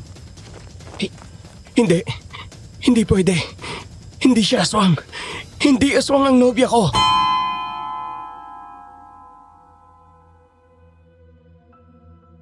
Parang tumigil ang mundo ko sa mga sandaling yon habang nakatago kami sa likod ng malaking bato. Ang lahat ng kaba at hinala ko mula nung dumating kami sa Baryo Malinaw, bigla po nagkaroon ng malinaw at nakakatakot na kasagutan. Kung hindi pa banggitin ni Lola Agueda ang pangalan ni Elena, ay hindi ko pa malalaman kung sino ang nakahihindik na nilalang na yon. At si Lola Agueda, ang matandang uugod-ugod na akala ko ay biktima lang din, siya po pala ang utak ng lahat ng kasamaang ito. Pero ang mas masakit po sa akin ng mga oras na yon ay ang katotohanang unti-unting lumalamon sa isip ko. Kung aswang ang buong pamilya ni August, posibleng aswang din ang nobya ko.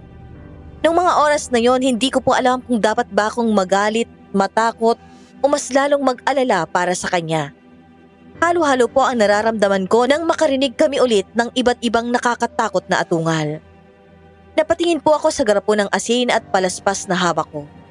Doon ako nakasigurado at doon ko napagtanto kung bakit yon ang ibinigay sa amin ng nobya ko.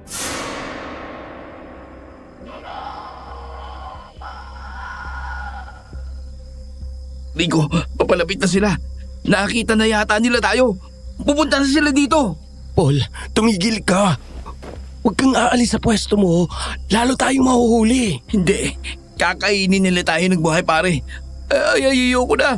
Ayoko pang mamatay. Paul! Bumalik ka dito! Pucha! Pre! Punyeta! Paul! Sandali! Hintayin mo ako!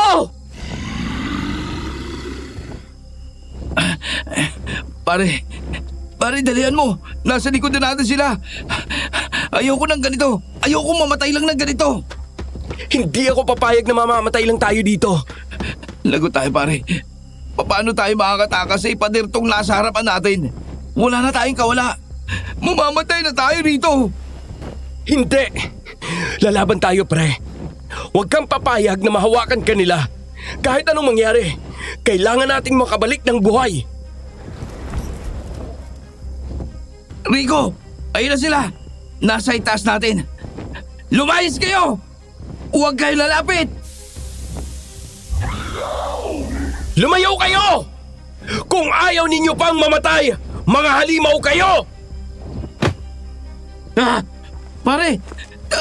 Tulungan mo ako! Pakawalan mo ako! Hayop ka! Masyado kayong malikot! Pinagod niyo pa ako sa kakahabol sa inyo! Wala na kayong kawala simula nung umapa kayo dito! Pakawalan mo si Paul! Parang awa mo na, Elena! Ano bang kailangan niyo sa amin? Rico! Tulong! Tulungan mo ako! Pakiusap! Aray! Nakikiusap ako, Elena! Sige na! Susuko na ako! Sasama na kami sa inyo ng kusa. Huwag mo lang siyang sasaktan! Yun naman pala eh. Madali naman pala kayong kausap. Nagawa niyo pa akong pahirapan. Tandaan mo to, Rico. Kayo ng pinakamamahal mong nobya. Kasama ng kaibigan mo. Pare-pareho kayong walang kawala at mamamatay dito!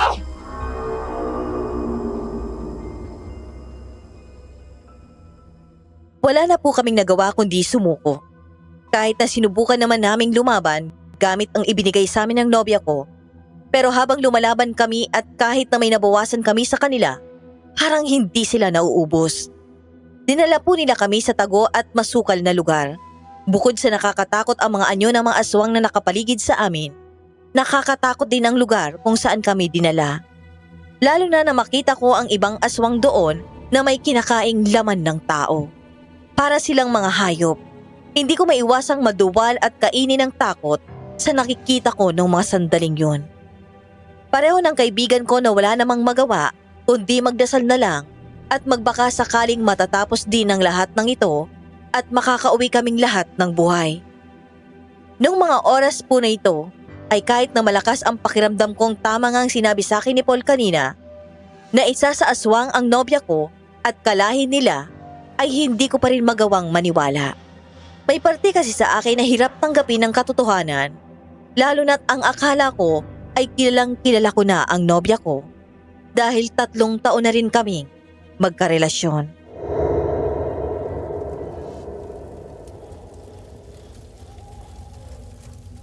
Maligayang pagdating sa aming sagradong lugar.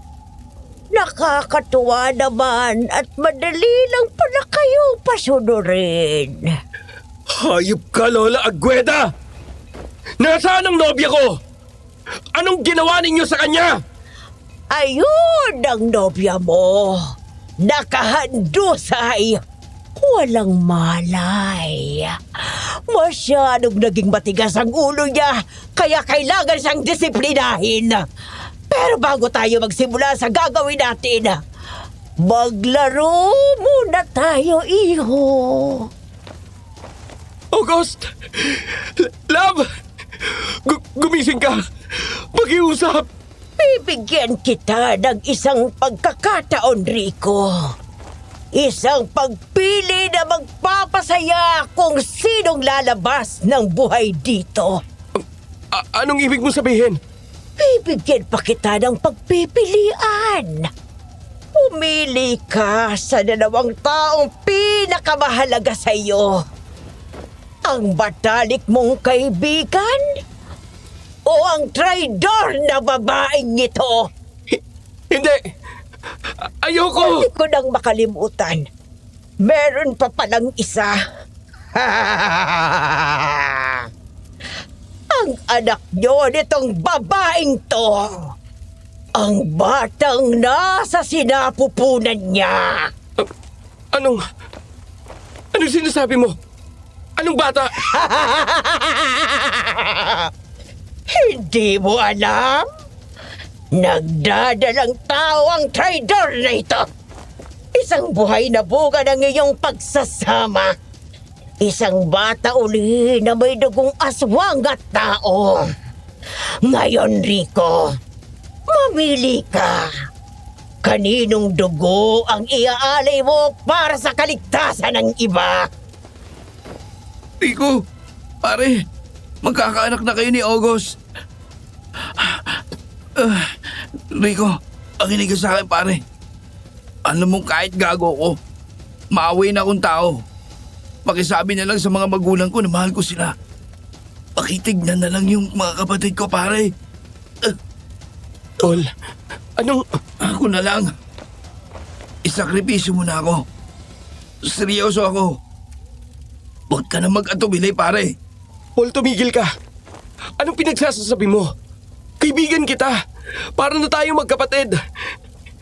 Ako ang nagdala sa'yo dito, pre. Patawarin mo ako. Hindi ko hahayaang hindi tayo makaalis ng buhay dito. Pare, makinig ka naman sa akin kahit ngayon lang. May pamilya ka na. Magkakaanak na kayo ni August. Ako wala naman akong maiiwan na katulad ninyo.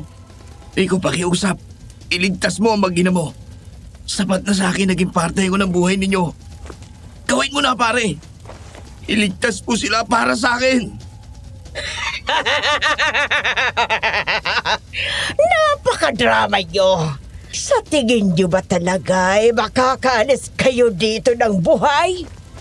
Pinaglaruan ko lang kayo, mga hangal. Walang matitira sa inyo. Elena, ilabas mo ang ina ng bastardang ito.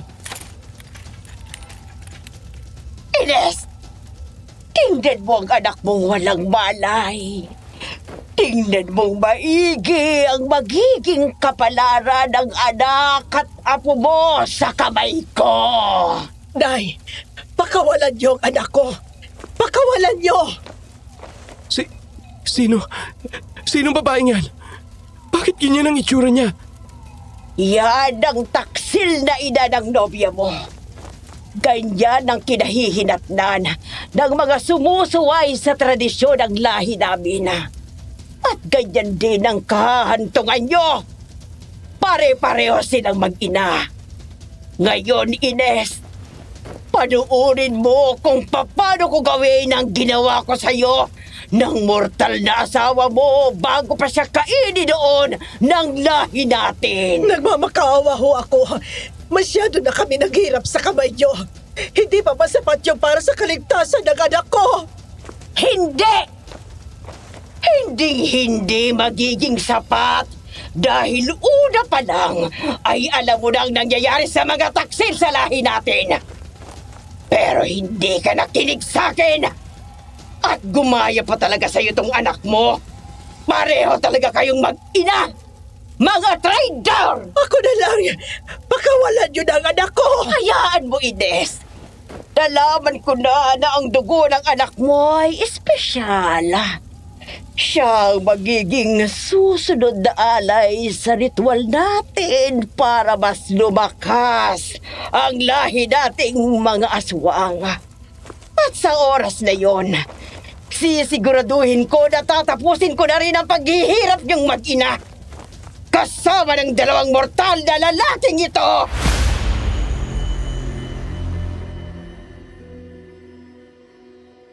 Nung mga oras na yon, pakiramdam ko parang gumuho ang buong mundo ko sa bawat salitang lumalabas sa bibig ni Lola Agueda. Lalo na nang malaman ko ang katotohanang magiging ama na pala ako sa ganong sitwasyon pa. Habang nakatingin ako kay August na walang malay, halo-halong sakit, galit at pagsisisi ang nararamdaman ko. Sakit dahil sa sinapit ng nobya ko, galit dahil sa kalupitan ng sarili niyang kadugo, at pagsisisi dahil nadamay ko pa ang matalik kong kaibigan na si Paul sa impyernong yun. Hindi ko pumalimutan ang mukha ni Paul habang nagmamakaawa siyang isakripisyo ang sarili niyang buhay para sa amin. Ang kanyang katapangan ay lalo lamang nagpabigat sa nararamdaman kong parang wala na kaming kawala at wala kaming ibang magagawa kundi tanggapin ang nalalabing oras namin. At nang makita ko po si Aling Ines, ang ina ni August, na parang kalansay na pilit na gumagapang papunta sa nobya ko habang nagmamakaawa, dun ko na po napagtanto kung gaano kadilim ang kinabukasan naming lahat. Wala po akong magawa kundi panoorin si Lola Agueda na magsimula sa dasal niya para umpisahan na ang ritual. Nakatali kasi sa kawad yung kamay at paa namin ni Paul habang napakadaming aswang ang nakapalibot sa amin.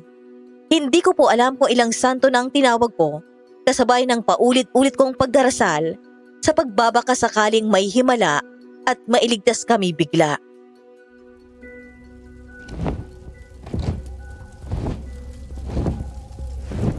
Oras na! Oras na! Ang dugo ng taksil na ito at ng kanyang dinadala ang magsisilbing lakas ng ating lahi. Ina, patawarin niyo ako. Kasalanan ko lahat. Ako ang sisihin niyo. Parang awa niyo na, huwag niyong idamay ang anak ko. Wala silang kinalaman sa ginawa ko. Pero yung bastardang yan ang bunga ng pagtataksil niyo sa lahi natin. Kasama ng mortal na yon. Kung nakinig ka lang sa akin doon, hindi sana mangyayari lahat ng ito. Kaya ngayon, Ines, panoorin mo ang katapusan ng lahat ng pinakamahalaga sa'yo. Wag! Maawa ka! Huwag ang anak ko!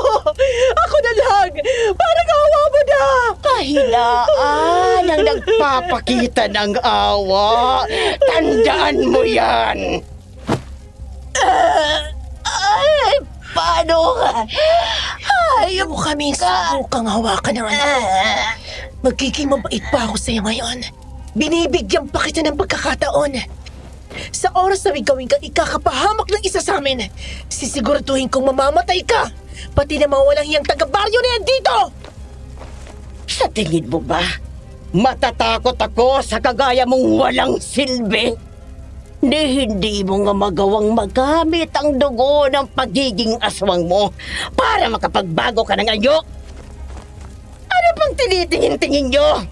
Sugurin nyo siya! Patayin nyo ang babaeng yan ngayon din! Sumuko ka na, August! Hindi ka mananalo sa amin! Matagal na kitang gustong burahin, alam mo ba yon? Ikaw, ang anak mo, kasama ng ina mong walang kwenta!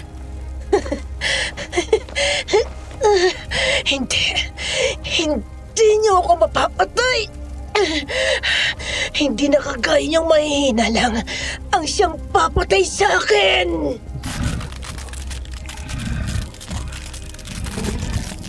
Rico, nagbabago ng anyo yung nobya mo. Aswang! Aswang talaga ang nobya mo! Hindi. Paano? Hindi ito maaari!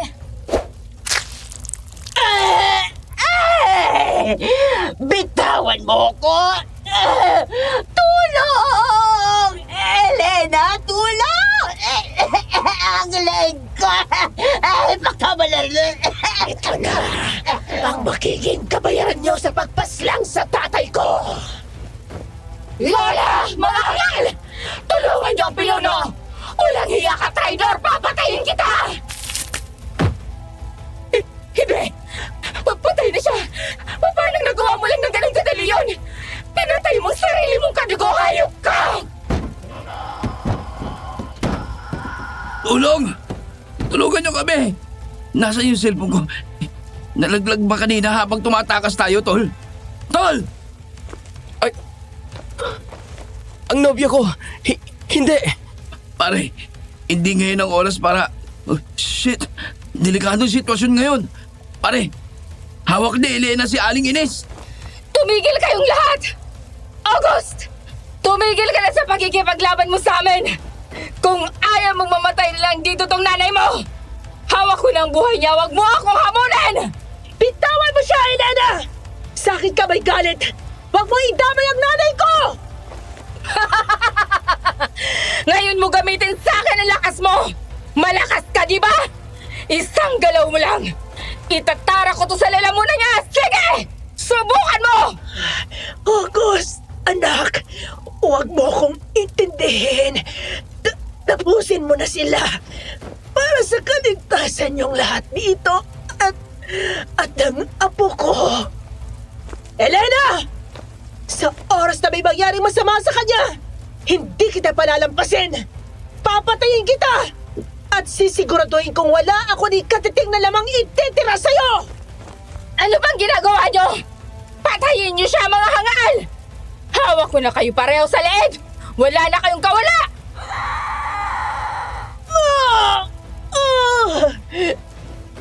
Mga hayop!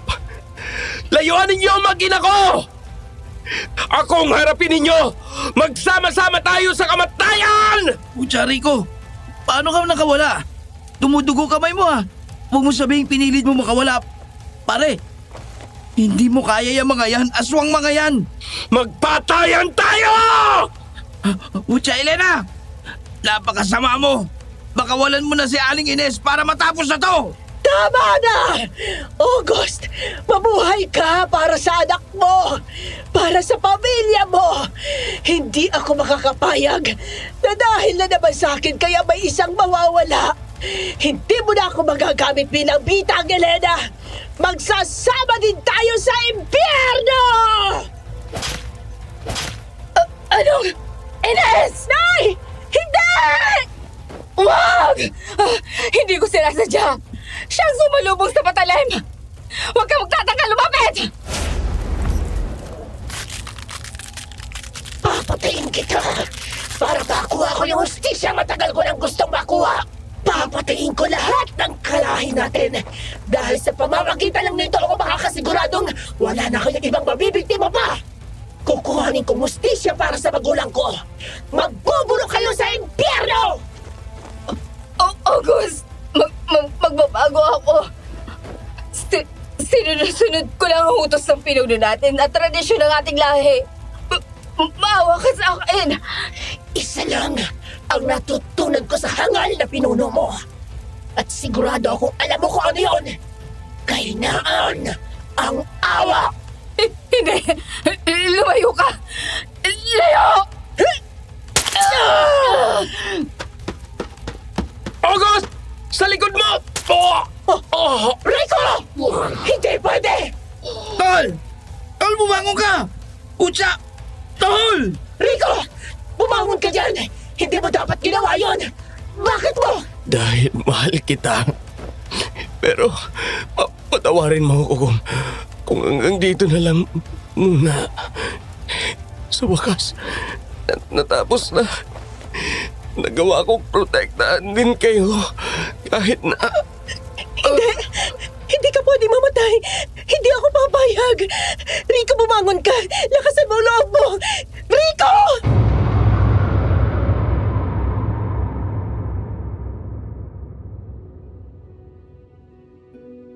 Boses ni August ang huling narinig ko bago dumilim ang paligid ko. Akala ko noon ay katapusan ko na. Lalo na't madaming dugo ang nawala sa akin. Hindi ko inaasahang ako ang tatanggap ng himalang ipinagdarasal ko nung mga sandaling nakatali kami ni Paul at walang magawa. Nung mga oras na po na yun, hindi ko din po malaman kung anong emosyon ang dapat mangibabaw sa akin. Nakita po ng dalawang mata ko ang isang bagay na akala ko ay sa pelikula ko lang mapapanood. Ang nobya ko na kilala ko bilang mabait at mapagmahal ay naging isang nakakatakot na nilalang sa harap namin.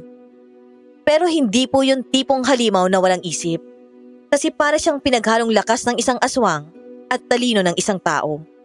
Ang mga mata niya po ay namumula at ang kanyang mga kuko ay humaba. Kahit po nanginginig ako sa takot, hindi ko maiwasang humanga sa paraan ng kanyang pakikipaglaban. Ginamit niya po ang bilis ng kanyang pagiging aswang para pagsamahin ito sa mga martial arts. Bawat suntok at sipa niya ay may kasamang lakas na kayang dumurog ng buto. Pero ang pinakamasakit po sa lahat ay ang saksihan ng sakripisyo ni Aling Ines. Doon ko po nakita ang tunay na bagsik ng nobya ko. Napatay niya si Elena sa isang mabilis na paraan na halos hindi ko na nakita kung paano niya ginawa. Ang alam ko lang, bigla na lang bumagsak ang ulo ni Elena sa lupa matapos siyang sugurin ni August. Doon ay parabang nawala ang lahat ng takot ko at napalitan ng matinding pag-aalala. Habang nakatayo kasi siya doon sa gitna ng mga bangkay ng sarili niyang kalahi, duguan at humihingal, alam kong kahit anong anyo pa ang meron siya, siya pa rin ang babaeng mahal ko na nagligtas sa aming lahat mula sa kamatayan.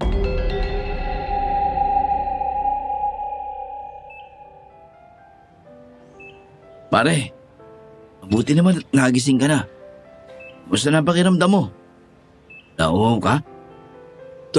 Tol, nasaan ako? Buhay ako? Buhay na buhay. Sinugod ka namin agad dito ni August sa pinakamalapit na ospital. Matapos mong mawala ng malay. Total nakokontrol naman niya ang pag-iiba ng anyo niya.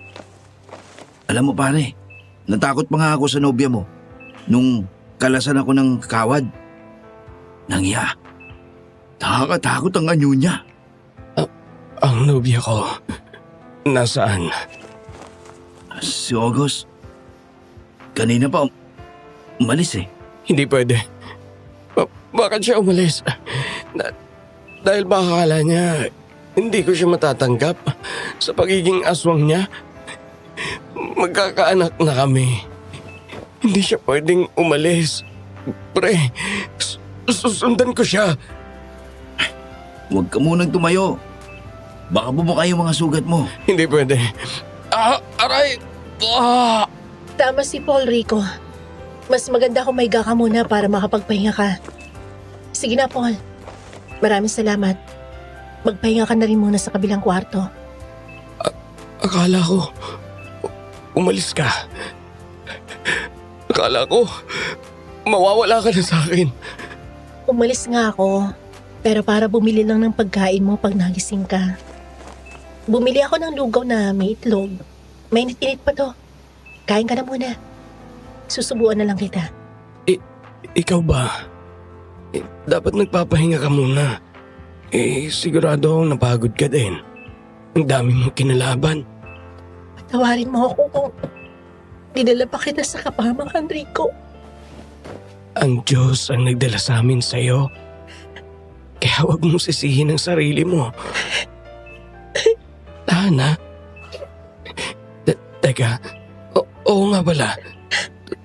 Totoo bang magkakaanak na tayo? Sabihin mo sa akin, magiging tatay na ba ako? Pasensya ka na kung ngayon mo lang nalaman. Hindi ko din kasi alam eh. Kaya pala, kakaibang pakiramdam ko nitong mga nakaraan. Napasabak pa ako sa laban. Buti na lang, malakas ang kapit ni baby. Halika nga dito. Payakap ako. Hanip na yan. Ano ko, estatwa na naman dito? Hindi pa ako nakakalabas, huy. Maglalampungan na naman kayo. Ay, nako. Loko. Para kang aswang dyan. Hindi ka namin napansin eh. Bakit ba di ka pa lumalabas? Lul, sabihin mo, nakapokus kayo nitong si August sa paglalambingan. Tinawagan ko na sila tita. Nag-aalala nga sa'yo eh. Mga ilang minuto pa, darating na sila dito. Ganun ba? Salamat pre. Nga pala, bago ko lumabas, pwede bang pabago na lang ng kwento nyo na magiging inaanak ko? Masabi naman na malakas ang ninong nila at madaming aswang ang pinatay. Ayoko ngang maging katatawanan lang ako sa kwento. Baka sabihin nyo eh, naging pabigat lang ako. Sige, 1,000 ang bayad. Idadagdag ko na rin yung kalandian mo nung una tapos hindi mo alam na aswang pala yung hinaharot mo. Loko, makalabas na nga.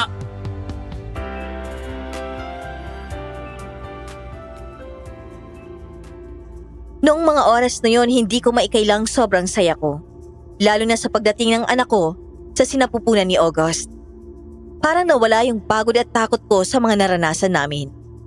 Akala ko nga, nananaginip lang ako kahit na nakaratay ako sa higaan ng ospital noon. Sa ngayon, alaala na lang namin lahat yon ng asawa ko. Lalo na ngayong ikinasal na kami at nabiyayaan ng 3 anak. Tuwing nagtatanong sila tungkol sa nangyari noon, sinusunod ko naman ang kwento nitong kaibigan ko. Sa ngayon po, lumipat na kami sa Laguna at maayos naman ang pamumuhay namin kahit papano. Pero alam ko na kahit sa susunod pang mga hamon, mas matatag na kami at kaya naming harapin yon ng magkakasama. Hanggang dito na lang po ang aking kwento. Maraming salamat po sa pakikinig. Sana ay na-enjoy nyo ang kwento namin ng nobya ko. Maraming salamat po ulit. Kwentong Takip Silim. Isa na namang kwento ang kinapulutan natin ng aral. Ipinapakita dito na kailangan nating maging matatag at tanggapin ang magiging hamon sa buhay. Na kahit gaano pa ito kahirap o nakakatakot, ay magagawa pa rin natin itong lagpasan. Sana'y may natutunan kayo sa kwentong ibinahagi ng center natin ngayong araw, mga mahal kong listeners. Gusto ko lang din pong malaman kung anong parte ng kwento ang pinakagusto nyo o kung saan kayo nakarelate. Pag-usapan natin yan sa comment section, ha? Muli, ako po si Miss Neri. Samahan niyo ulit ako sa susunod na pagbabahagi ko ng isa na namang kwento. Maraming salamat at magandang araw po sa inyong lahat.